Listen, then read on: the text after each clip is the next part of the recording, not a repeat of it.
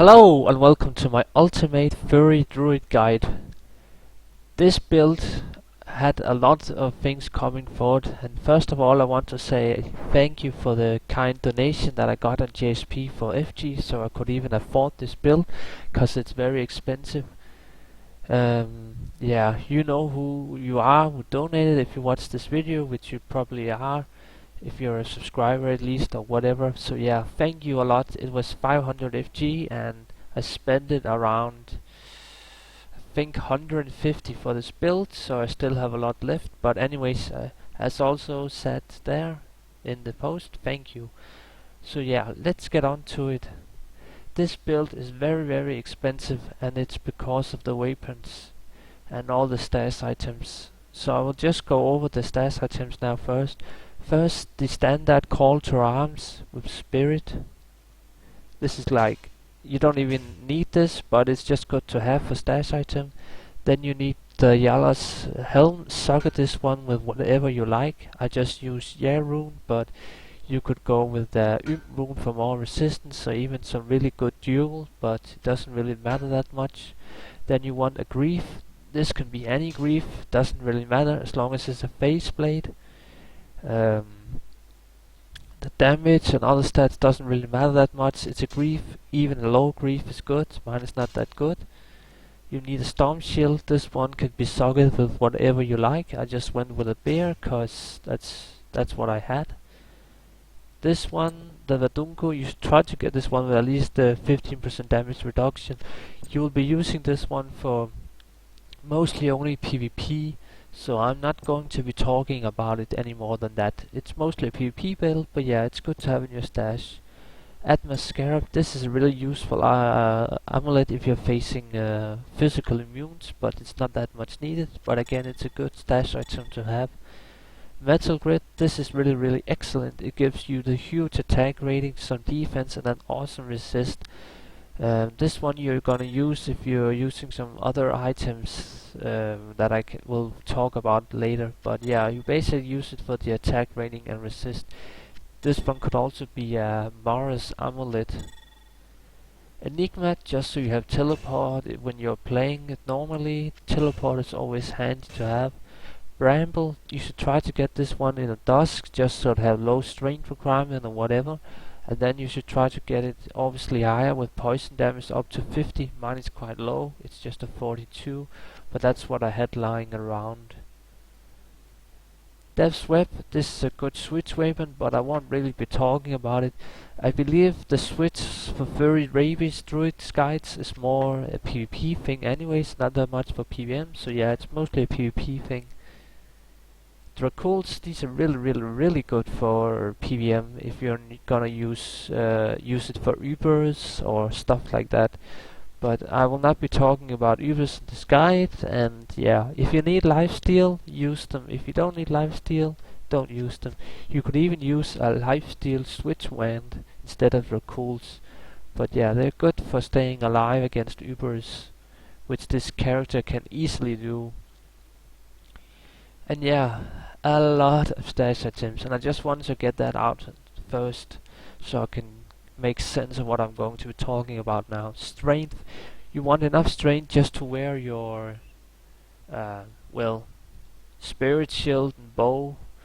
That's kind of my aim, but you could go with less. But another thing is that this Tomb Reaver here, it requires 155 strength, but if you're not going to be using bow or Tomb Reaver, you could go with a lot less strength, but I just aimed 156 so I can use all the stash items that I just showed in any gear variations that I put on. Dexterity, I use this one to 136 so I can use my grief. It's not really needed to go above, I think, like 50 dexterity if you're not going to be using grief, which you shouldn't be doing if you don't really want to, but I like to use all my stash items that I have on a character. So yeah, just enough dexterity for grief, and then the rest of the points into vitality, and then, well, nothing into energy, but yeah, you need some life steal, mana steal, Now I haven't put the rest of the points into vitality just yet for this guide, but I just wanted to not do that because you can actually be really successful even with really low vitality, which I will show. Now the defense was actually pretty high. It's above 2k, which is quite a bit, mostly due to fortitude. But when chilling armor from fortitude procs, you actually get above like 3,500 armor, which is quite a bit. When I'm in my, well, I can actually just show it now. When I'm in my form, I get easily 2,000 life that I have right now.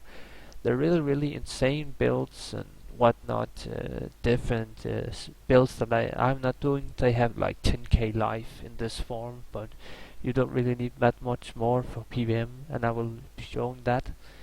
Mana you don't really care for, and resistance really good to max your resistance in a PvM melee build. Any melee characters really just want to aim for their resistance to be max in hell. And with that I'm using quite a few resistance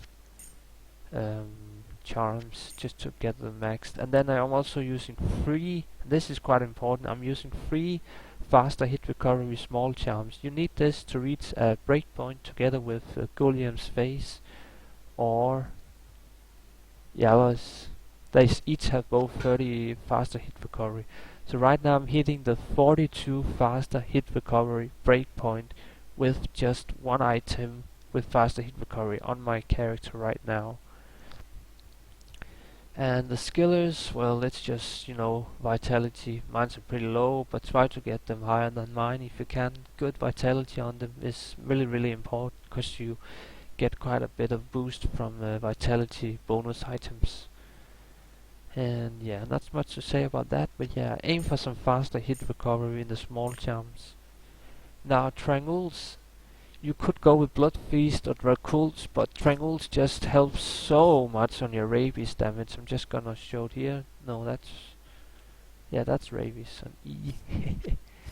As you can see here, wow, it just helps so much in poison damage. So yeah, you really want to be using Trangules if you're going to be using rabies. If you're not using rabies, I definitely suggest you only use Dracules or Blood Feast for faster hit recovery.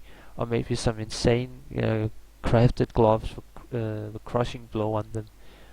But yeah, I'm using rabies for this guide, and that's why I'm using Trangules. And they're really inexpensive. They cost nothing, and then they help on the cold resist. Now Ravenfrost, it's such a boring ring to have, but you need it for the cold damage and the cannot be frozen. And the other stats are good as well. 200 attack rating is a lot, really helpful. And obviously the cold damage, so you don't have to use a cold damage small charm in your inventory. This is a really good belt for PvM, just cause of the leech.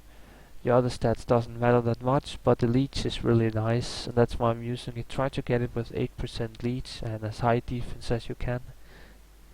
Now, I mentioned before, but you need some mana steal, and that is why I'm using a 5% mana steal ring with 40 life and some resistance. This is a really good ring if it just had attack rating as well.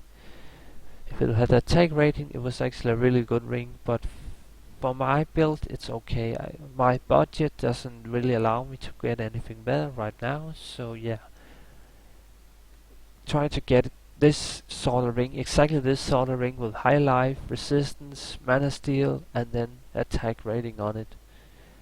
Now the boots, it doesn't really matter for the boots, but Eldritch boots are kinda like those for this build.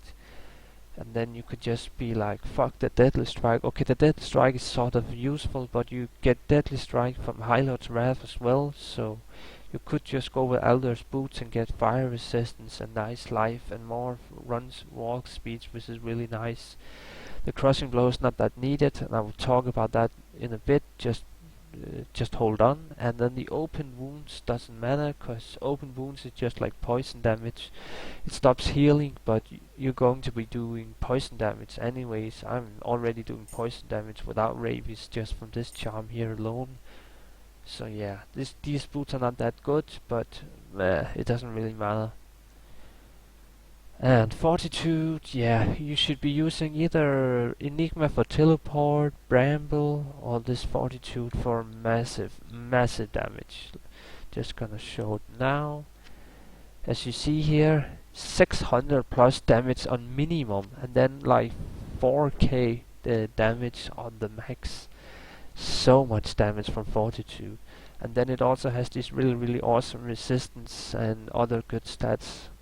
So yeah, you can't go wrong with Fortitude, and try to get it in a form where you don't need that much strength to wear it. It would matter a bit if you're not going to use Tomb Reaver. And Gulliam's Face, this is sort of controversial, but for the video I'll be using Gulliam's Face with an imp rune in it. All guides you will find via Google or whatever, they're all going to be using this mask here, or a 2-socket faster run walk expensive circle, but I really like Gulliam's Face because of the deadly strike and the crushing blow, and the 15 to strength just helps a little bit. Well, this one has 20 strength, but yeah, really good helm for straight up PVM max damage. If I was on a softcore build, I would hardcore build, or cared about my survival, I would not even consider anything other than yellows, but yeah, whatever. And Highlight's Wrath, again, you could also use Metal Grid, but Highlight's Wrath gives Deadly Strike, and Lightning Resist is pretty nice as well, and other stats, that is okay. 1+1 all skills doesn't matter that much. The 20% increased attack speed, this doesn't matter at all. It's only the attack speed from the weapon that matters, so yeah. Metal Grid is good if you're going to be using setups like Bramble, so you lose some resistance from Fortitude. So yeah, that's just something to consider. But that is why I really want to stress, get these stash items. They are just so much fun to have, and really good and handy to use. And yeah, let's go over the weapons then. The problem with this build is that Tomb Reaver and this weapon, Ribcracker, they're both really hard to get, and they're so expensive. The Tomb Reaver, I got a really good price on this one. I only paid 55 FG for this Tomb Reaver, and I've seen similar ones go at least 100 FG. And if you wanted a perfect one that was like insane, you could probably pay like 300 to 400 FG, maybe even 500 FG for a really high-end one. But yeah, I only paid 55 for this one, so that was really lucky. I got a good trade on that one. And yeah, just want to stress about Tomb Reaver, don't use Tomb Reaver if you can't afford the jewels and ethereal and free socket. If you can't get an ethereal free socket Tomb Reaver and these really expensive jewels, don't even bother with Tomb Reaver. And then just have on Switch, and then use Ribcracker as main weapon, and on Switch you can use Lifesteal Wand or Bow and Spirit Shield. But yeah, if you can afford Tomb Reaver, get it.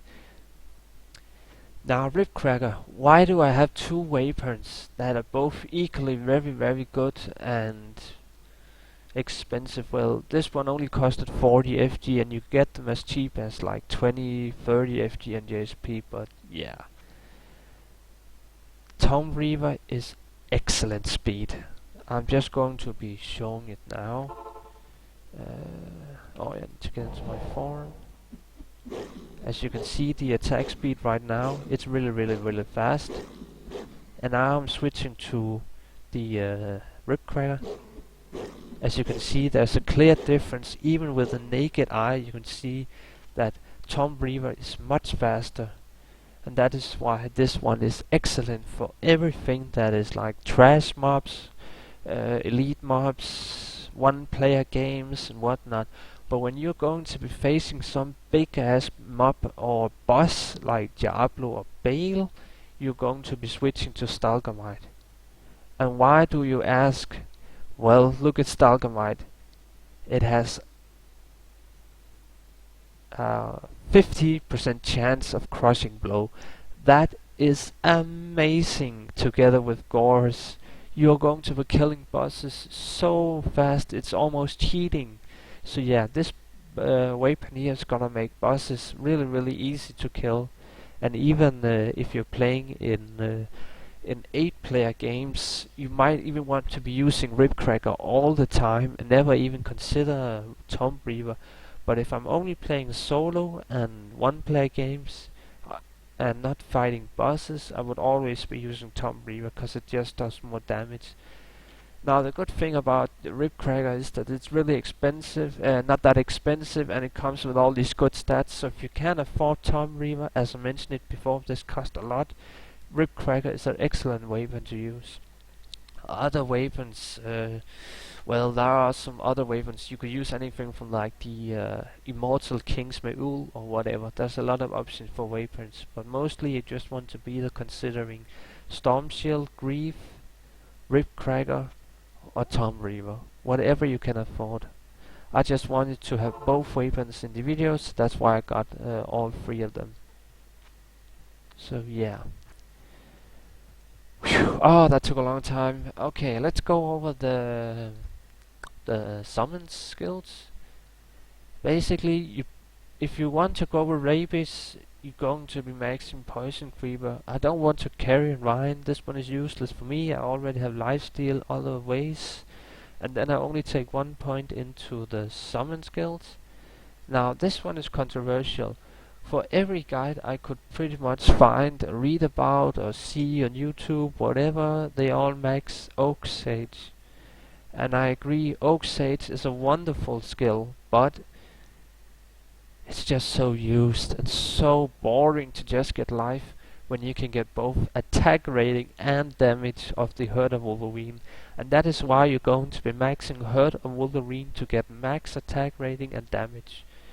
You get about, I don't know, like a 500 to 1000 life with Oak Sage, and then you get about 700 to 1000 attack rating and like 300 damage with Hurt of Wolverine. It's not that much, but it's still, I don't really care for life. I'm not gonna be dying anyway, and this is softcore, so fuck dying. Unless I was like leveling above level 90, dying doesn't really matter that much when I can get damage and attack rating. I should also mention that the attack rating is actually quite needed. I only have like 5-6k attack rating with most gear sets up, so Hurt of Wolverine just makes me able to hit bosses and elites in Act 5 much easier. So yeah, consider that. Nothing into the elemental skills. If you are PvPing, you could get Cyclone Armor, just 1 point into Cyclone Armor, but meh, it doesn't really matter that much. It does look pretty cool though. You're not going to take Werebear, Meul, and all these Werebear skills. Now, if you are not taking Rabies, this skill here, Rabies, you would be maxing WereWolf. So that's kinda up to yourself. If you're going to be using WereWolf, not using Rabies, you're going to be maxing WereWolf. And then I put rest of the points into Lycanthrope. I'm just actually just going to be doing that now. Yeah, just forgot about that. And then remaining points in my builds will go into Lycanthrope. This one will always be your first to max. And then you take 1 point into Feral Rage. This is a really good lifesteal ability which you will always use. I can just go and show it now what it actually does, because it's a visual cue, and if you haven't played a Druid before, you need to know this. Yeah. Okay, you see this ball that is swirling around now? I'm just gonna make this one bigger. Okay, see, now it's really big. The ball is really big. I'm just gonna go back to town. It's still there. And now, oh, now my form actually disappeared. But yeah, basically you use Feral Rage and you keep this buff up, and it lasts for 20 seconds. So it's a pretty good lifesteal buff, and that is why you should at least get 8 points into this. But I have 12 with my plus skillers, so it's fine. Rabies, you max this one if you're going to be using Rabies. Again, this is personal. I like Rabies skill. It's just an extra button to use in PvM, and it's really good in PvP as well. Fury, this is your main ability. I'm going to have Fury on my well, left and then I'm having rabies on my right, and fair rates also on my right. I can also show what other binds I have. Yeah, I don't really need that many binds for this build, so that's kinda nice. Oh, I forgot one. There you go. So, yeah, that's it for the skills.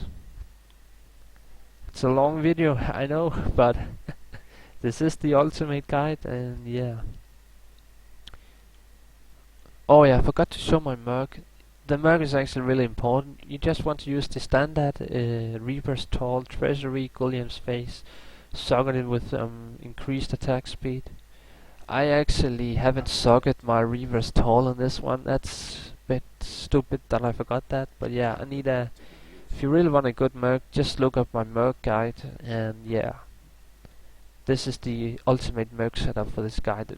Don't even consider anything else, and that's due to the Reaper's Tall proc. Anywho, just watch my merc guide for more information. So let's test out the build and show some gameplay. First I will be showing my buffs. Basically you just want to get your bear and your spirit and your raven up. Now the problem is the spirit, just like the old sage, dies easily, so you need to rebuff this quite often. And the other ones doesn't really matter that much if they die, but yeah, the spirit is quite important. I should also mention how I'm actually playing the build, because that doesn't make sense if I'm just showing you. This one doesn't really matter that much. I don't want to use this one. I'm just having a binder just for fun. Now furry, this is your main ability. You always just want to be using furry. Rah rah rah. Sounds awesome.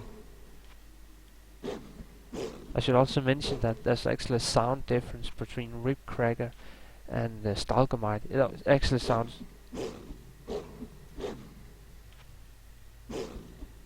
It sounds kinda better with Ribcracker, I believe, but I can't be that sure. But yeah, people say there's a difference in the sound between those abilities. Anywho, so you always want to be using furry, and then when you pull them up, so I'm just gonna go up and show it now. Oh, actually cleared this, sorry. Okay, so when you pull them up, you use rabies just once, maybe twice, but not more than just a few times. And when you use rabies, you instantly go and use feral rage to get the buff up. And when you got the buff up, then you basically just run to the next pack's rabies, and when rabies is spread just the once, then you use furry. Yeah, furry is just so much damage. It's just gonna be one-shotting normal mobs and one-play game always. Even like elite packs is just gonna die. So yeah, let's go down and do the little boss down here, so I can show rabies damage and whatnot. Now I'm only be doing rabies damage now, so yeah.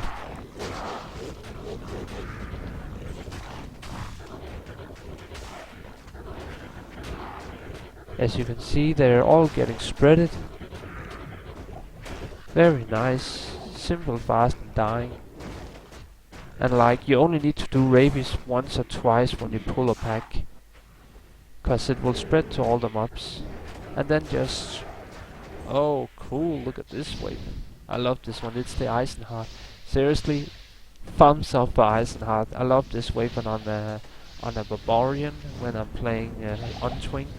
Really fun weapon. But yeah, I think that's enough for the gameplay. Really, it's just it's so much different from other builds, because you actually have a rotation you need to use. So you need to keep up feral rage, and then when you pull pack, you need to use rabies, and then furry. Now, one thing I would mention is that you can just skip having rabies if you don't feel like having rabies in your build, which is, it's not that important actually, but it's more a PvP thing as well. But yeah, I like rabies just because it gives me something to do even for PvM. But yeah, if you don't use rabies, it's definitely a much easier rotation. But yeah, I pretty much think that's it for the build. I hope you found this useful, and thumbs up and subscribe if you like this. Now I also made pretty much all other guides for classes in Diablo 2 by now. I actually think this was the last build that I haven't done before. So yeah, I hope you like this one.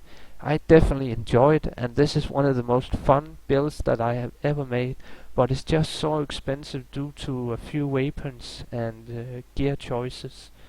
But yeah, you can play with less items than mine and still be okay. So yeah, hope you found this useful, and goodbye.